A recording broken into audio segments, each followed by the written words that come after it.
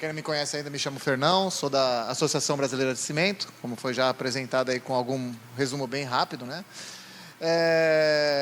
Então, a ideia aqui hoje, né, para vocês, tentando complementar até alguma das palestras que já tiveram aí no dia de hoje, é falar sobre a questão da importância justamente de modelos de desempenho para a gente prever agora a questão da manutenção dos pavimentos de concreto e até assim a gente também estimar o custo de ciclo de vida e até estimar como que esse pavimento vai se comportar ao longo do ciclo de vida. Então, vocês observaram que a gente tem algumas análises que já são feitas no âmbito para tentar identificar qual que é o impacto ambiental que a gente tem quando a gente vai implementar nossas estruturas, quando a gente vai também fazer a análise do ciclo de vida, a parte de como que a gente pode utilizar as tecnologias, né, que são mais inovadoras aí para ser implementadas nos processos executivos para que temos esses pavimentos aí com uma melhor qualidade e também toda a parte de monitoramento que a gente vai ter nos nossos pavimentos. A ABCP, para quem não conhece, né, é uma associação aí que já vai para completar 90 anos esse ano, né, uma associação aí sem fins lucrativos que representa aí a indústria do cimento aqui no Brasil. Né, para vocês terem uma ideia, aqui a gente tem as instalações que a gente fica lá ali junto com a Escola Politécnica, a USP. Temos aí uma área de quase 1.000 metros quadrados de laboratórios. 98% de todo o cimento brasileiro passa aí pela BCP para fazer a análise e a certificação do cimento. Todos aí os nossos associados e a indústria do cimento. É sempre interessante trazer esse quadro que mostra o tamanho, né, da indústria do cimento. Ontem a gente estava conversando, né, aqui no intervalo, e a gente tem aqui hoje, aqui no Brasil, 93 fábricas instaladas, 23 grupos. Né, a nossa capacidade, né, hoje está em 107, né, final de 2025, milhões de toneladas ao ano, capacidade produtiva.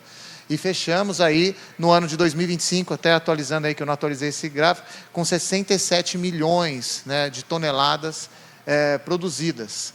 Aí fora aí todos os outros números que a gente tem do setor, municípios, empregos, diretos, indiretos. E a gente precisa sempre lembrar, né, que por mais que a gente tenha aqui investimentos, né, em outros setores aí da questão de matriz de transportes, né, como ferroviário, as rodovias ainda vão ser, né, pessoal, o eixo dorsal da nossa infraestrutura de transportes.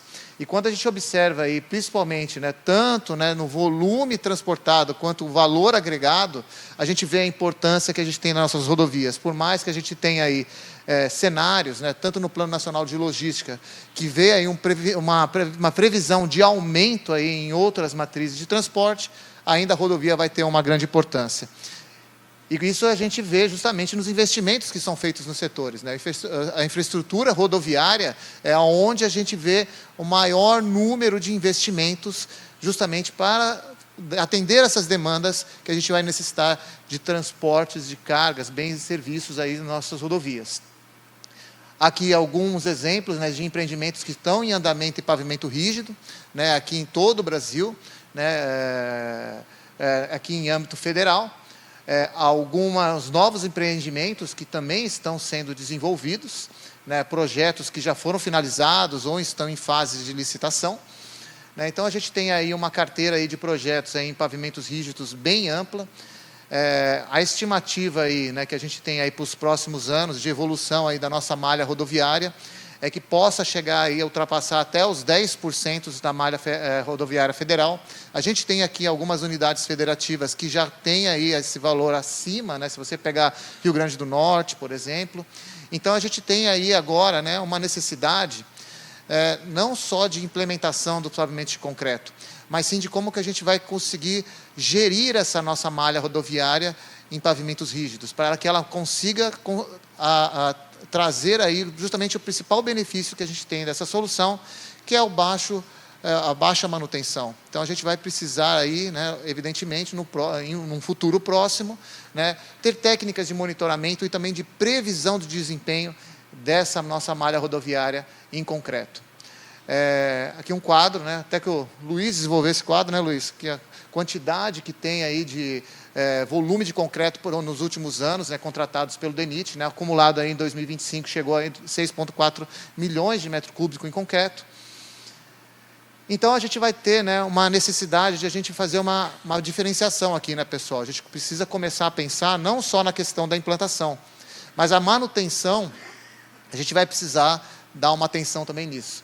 Então, é muito comum que a gente, quando se depara aqui nos projetos, principalmente de análise técnico-econômica, a preocupação ela é focada apenas na parte da implantação dos projetos. Não é visto, muitas vezes, uma análise técnico-econômica de como que vai se desempenhar essa estrutura ao longo dos anos, qual que é o custo, né, quais que são as tecnologias que são aplicadas, tudo isso, às vezes, não vem, né? Então, a gente precisa entender que esse pavimento ele vai precisar de intervenções periódicas e a gente analisar o desempenho disso daí é primordial para a gente avaliar qual que vai ser o impacto dessa estrutura, tanto monetário ou até mesmo de uma questão aí ambiental. Então, o ciclo de vida do pavimento a gente sabe, a gente vai ter os custos de implantação, porém a gente precisa entender que ao longo do ciclo de vida a gente tem aí várias etapas que vão precisar ser tanto de custos de manutenção quanto também de conservação. Então, tudo isso precisa ser levado em consideração quando a gente está fazendo uma análise do impacto econômico que uma estrutura dessa vai ter ao longo do ciclo de vida. Então, a gente sabe, o pavimento ele começa ali com uma qualidade, né, sempre ali uma qualidade boa, e ao longo do seu ciclo de vida, essa qualidade ela vai se degradando, tá certo? Então, a gente vai ter diferentes etapas, né, que a gente vai poder utilizar aí ao longo do ciclo de vida, tanto de manutenção, quanto de reabilitação, e até chegar a um ponto que a gente vai ter uma restauração sendo necessária desse pavimento de concreto ou do pavimento asfáltico. Então, a gente precisa fazer a gestão do pavimento, implementando sistemas de gestões, fazendo monitoramentos com técnicas avançadas, que a gente consiga ter aí um retrato realmente do desempenho dessa rodovia, para que a gente consiga prever justamente como que vai se comportar ao longo dos anos e também para evitar custos excessivos, porque quando a gente avalia assim, a gente precisa sempre pensar que um pavimento ele vai ter um desempenho ao longo do ciclo de vida, a gente tem a implantação, a gente vai ter uma serventia inicial, e lógico que até chegar na serventia final, que é planejada desse pavimento, a gente necessita fazer aí diversas etapas de manutenção para devolver a serventia. Então, tudo isso precisa ser pensado, e cada etapa dessa de manutenção, ela vai gerar um custo. Então, por isso que foi aquela minha provocação, a gente precisa tentar entrar com a etapa de manutenção no momento adequado. Então, se eu tenho ali uma serventia inicial, e eu estou prevendo que eu tenho uma serventia inicial, e eu vou chegar até um ponto da serventia final, eu preciso entender como esse pavimento vai se comportar. Normalmente, quando eu tenho aí mais ou menos uma queda de 40% aí da qualidade inicial do pavimento, isso já deu um indicativo que esse pavimento ele já chegou aí, por exemplo, a 75% já de todo o uso dele previsto, do seu ciclo de vida. E mais 40% disso que é quase já no final da sua vida útil. Então, quando eu vou adotar uma solução de manutenção, eu preciso avaliar em que momento que eu vou entrar com essa atividade de manutenção. Então, eu pego aqui, por exemplo, um levantamento que o DR de Minas fez, e qual que seria o custo de cada manutenção em cada fase da sua vida útil. Então, vocês observam que cada atividade de manutenção, se eu prorrogar essa manutenção e deixar ela para ser feita num outro momento, deixar o pavimento se deteriorar, isso daqui acaba elevando o meu custo de manutenção das minhas rodovias, né? Isso, por um lado, quando a gente pega numa ótica do pavimento de concreto, por exemplo, quando a gente tem aí o white-topping, para a gente é uma oportunidade. Porque se eu pego um pavimento que está totalmente deteriorado, aí o pavimento de concreto acaba se viabilizando com mais facilidade do que, por exemplo, se eu tenho aqui uma condição onde eu vou estar comparando uma solução de asfalto com uma solução de concreto. O asfalto aqui vai ter soluções mais econômicas, viavelmente, para eu fazer uma manutenção. Então, a gente precisa, né, tanto no pavimento de concreto quanto no pavimento asfáltico, começar a fazer uma gestão para a gente intervir aqui e não deixar esse custo chegar aqui nesse ponto. E aí a gente vê esse cenário, né, que a gente tenta aí mudar, né, ao longo desses anos, justamente de quanto que é investido já só em manutenção e recuperação das nossas vias. Não preciso nem mostrar aquele quadro para mostrar qual que é a densidade da malha brasileira pavimentada, né, que a gente já sabe o que a gente tem aí de malha pavimentada versus não pavimentada. Então, a gente precisa, né, pessoal, justamente buscar o quê? Mudar esse cenário, adotando soluções tanto em pavimento flexível, quanto em pavimento asfáltico e pavimento rígido, de concreto, que vão ter menos manutenções, né? O Diego comentou aí, a gente utilizar misturas asfálticas modificadas é importante, utilizar pavimento de concreto, em alguns casos, também é importante. Então, a gente precisa pensar justamente em como a gente, juntos, né, como um setor, vai mudar esse cenário. Então, a gente tem alguma comparação que a gente, às vezes, faz com os tipos de sistemação que são utilizados, né? Então, a gente tem aqui o pavimento flexível, que normalmente, né, ele é dimensionado aí para um horizonte de projeto aí de 10 anos, né?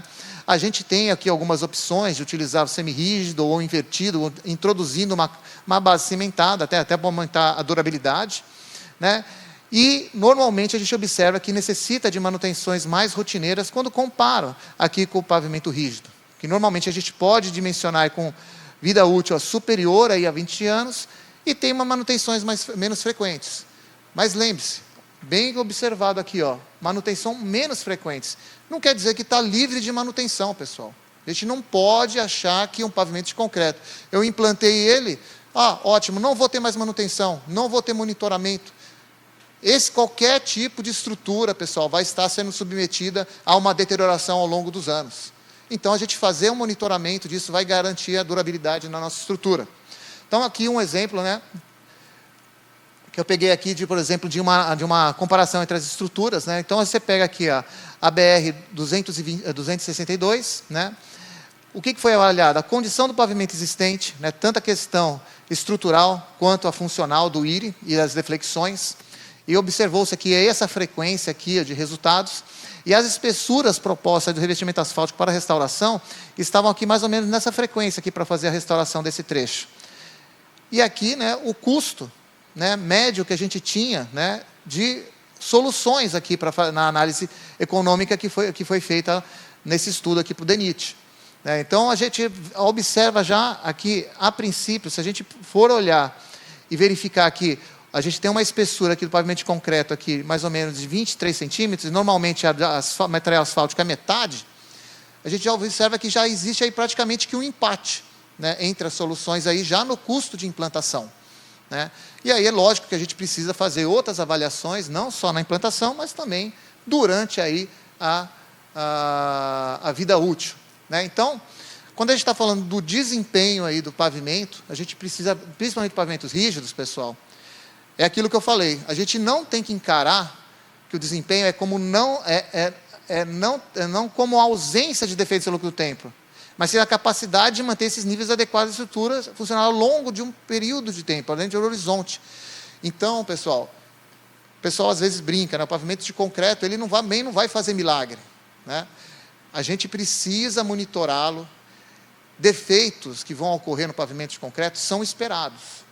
O problema é que, muitas vezes, como a gente pode falar que é um sistema construtivo novo, né, entrante, em muitos casos, em muitos departamentos de estradas de rodagem, em muitos setores, cria-se uma expectativa que aquilo ali tem que ser isento de problemas, né? A régua, a lupa que a gente utiliza para avaliar as soluções é totalmente distinta. Então, a gente precisa entender que isso aqui pode ocorrer, defeitos são esperados, e a gente tem técnicas de reabilitação que precisam também ser realizadas no tempo certo. Da mesma forma que pavimentos asfálticos, nós temos diversas técnicas de reabilitação, a gente também tem isso aqui no pavimento rígido. Então, a gente consegue, né, de uma forma, já temos aí algumas ferramentas disponíveis para a gente avaliar qual que vai ser o desempenho dessas estruturas. Tanto pavimentos flexíveis, pavimentos rígidos, a gente consegue avaliar isso. Temos os modelos, por exemplo, da HDM4, temos também um método também que a gente consegue utilizar da Ashware, justamente para a gente avaliar o quê? Qual que vai ser o desempenho dessa estrutura ao longo da vida útil, para a gente estimar a deterioração desse pavimento, avaliando o deterioro desse pavimento, a gente consegue verificar quais que vão ser as atividades de manutenção necessárias ao longo da vida útil. Ou até, numa outra ótica, eu vou parar de dimensionar o meu pavimento em função apenas das cargas solicitantes, ou do volume de tráfego ali que aquela rodovia tem, mas sim no desempenho esperado. Eu quero dimensionar um pavimento que ele vai ter 10% de área trincada apenas no 20º ano.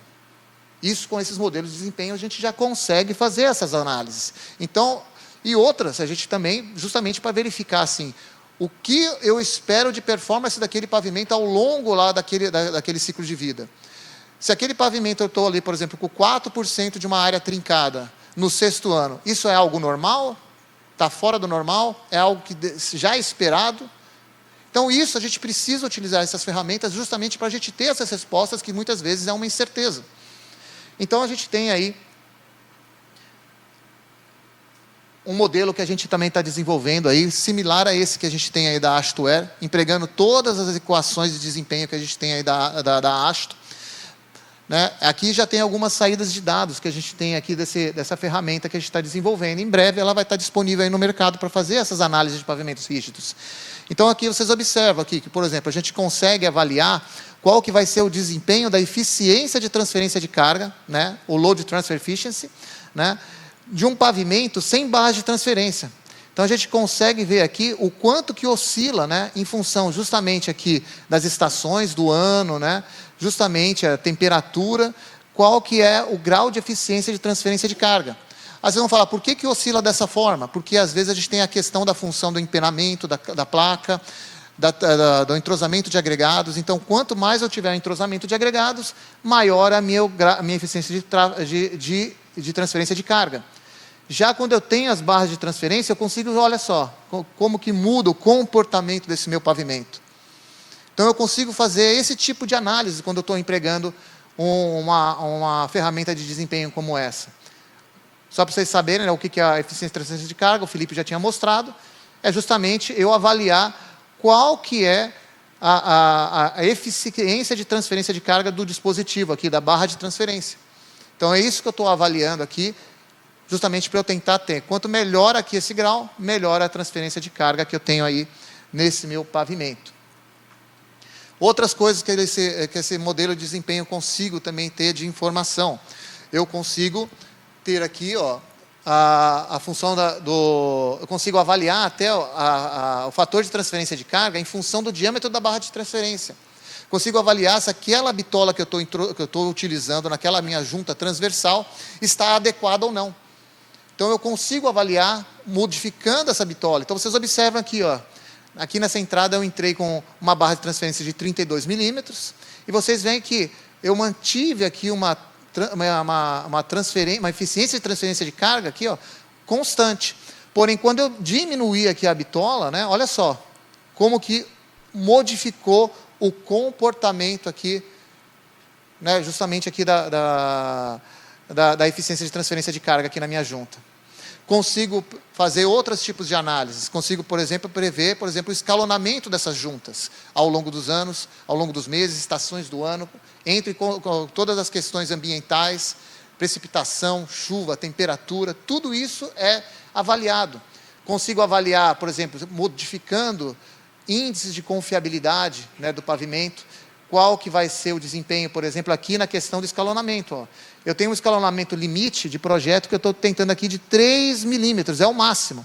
E eu observo, se eu mudar o meu grau de confiabilidade no meu dimensionamento, o que isso impacta, por exemplo, na minha vida útil. Ó, aqui, ó, se eu usar uma confiabilidade de 50%, eu vou ter que entrar com uma intervenção aqui no 4º ano. Aqui eu já consigo prorrogar isso aqui para o 7º, 8º ano. Então, esse tipo de análise eu consigo rodar nesses modelos de desempenho. Da mesma forma que eu consigo verificar, por exemplo, o percentual de placas que vão aparecer com algum tipo de fadiga, ou placas trincadas. Então, eu consigo observar aqui, ó, se eu tenho um valor limite que eu estipulo ali, ó, quando eu chegar com 15% de placas trincadas aqui na minha malha, eu vou entrar com alguma intervenção. Né? Eu consigo verificar em que ano que eu vou planejar a minha intervenção. É evidente, né, pessoal, que o monitoramento deveria ser feito aí constante. Então, isso aqui não precisava esperar 15% para entrar com uma intervenção. Surgiu o defeito, eu entro com a técnica de restauração. Mas eu consigo, para um planejamento, né, até orçamentário, ou por um estudo, né, que a gente está fazendo aí preliminar de estudo econômico, eu verificar justamente qual que é o momento que eu vou entrar com a minha intervenção, ou verificar como que vai ser o comportamento mudando isso daqui. Então, eu consigo avaliar isso daqui, tanto também a evolução do IRI, né, então eu consigo verificar como que vai ser a evolução do IRI também, nesses casos. E aí eu consigo, por exemplo, fazer uma análise dessa. comparando, por exemplo, diferentes períodos de projeto e qual que é o impacto disso, aí, por exemplo, econômico. Aqui um exemplo, né, que a gente fez, lá a gente simulou uma estrutura, né, de pavimento de concreto dimensionada para 20 anos e uma estrutura de concreto dimensionada para 30 anos. O que vocês observam? Evidentemente que a de 20 anos é de 30 anos. Aqui, tomando como exemplo, imagina que a gente está falando de um pavimento aqui que tem 22 centímetros e um pavimento que tem 24 centímetros. O que acaba acontecendo? Evidentemente, se você tem uma estrutura que é mais delgada, a deterioração dela é mais acelerada do que uma estrutura que é mais robusta, de 24 centímetros. Então, o que vocês observam? Eu coloquei aqui que quando chegasse a 10% da área trincada, a gente entraria com alguma intervenção. Observe que a estrutura aqui, por exemplo, de 20 anos, eu tive que entrar com uma intervenção no 10º ano, no ano 18 e no ano 26. Quando eu simulei a estrutura de 30 anos, eu consegui aqui, ó, diminuir pelo menos uma etapa aqui, prorrogando aqui a minha intervenção aqui para o 34º, 35º ano.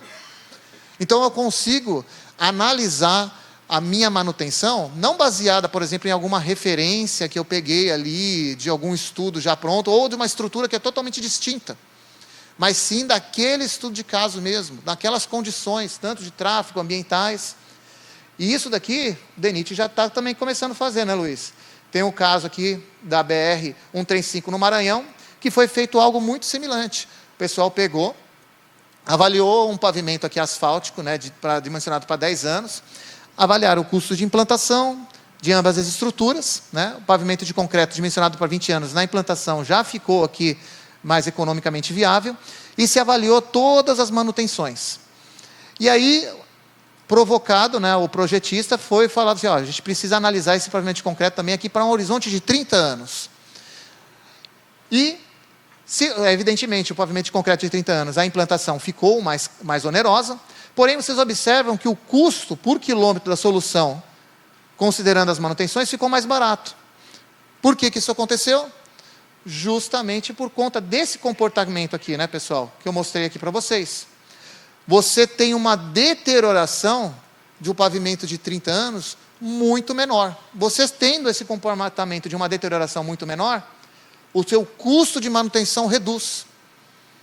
Então, eu consigo até reduzir a quantidade de etapas de manutenção que o pavimento vai ter, utilizando esses modelos de desempenho. Então, eu consigo fazer uma análise como essa. Como que eu faria uma análise econômica de um concreto de 20 anos e de 30 anos, se todo, por exemplo, no 5º ano, quanto por cento da área trincada daquele pavimento vai trincar? Se eu colocar 0,5%, 1% em ambas as estruturas, o comportamento de manutenção delas vão ser iguais. Mas para eu distinguir elas uma da outra, isso aqui foi rodado aqui no HDM4, e o pessoal avaliou justamente como que ia ser o desempenho de cada estrutura de forma distinta.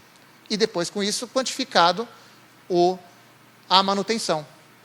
Então, acredito que, assim, num futuro próximo, né, as nossas estruturas vão começar a ser analisadas por uma ótica dessa, de a gente avaliar o desempenho das nossas estruturas, né, como que vai se comportá-las, e a gente começar a projetar as nossas estruturas baseadas justamente nessa questão do desempenho. Aqui, né, algumas das referências bibliográficas que eu utilizei para montar essa palestra. Mensagem final aí, né? Desenvolvimento econômico e social de qualquer território depende da densidade e qualidade da nossa rede de transportes. Uma foto aí da SC114. E agradeço aí todos aí, agradeço pelo convite novamente. Conte aí com a BCP nos eventos futuros. E agradeço a presença de todos aí. Muito obrigado e até a próxima.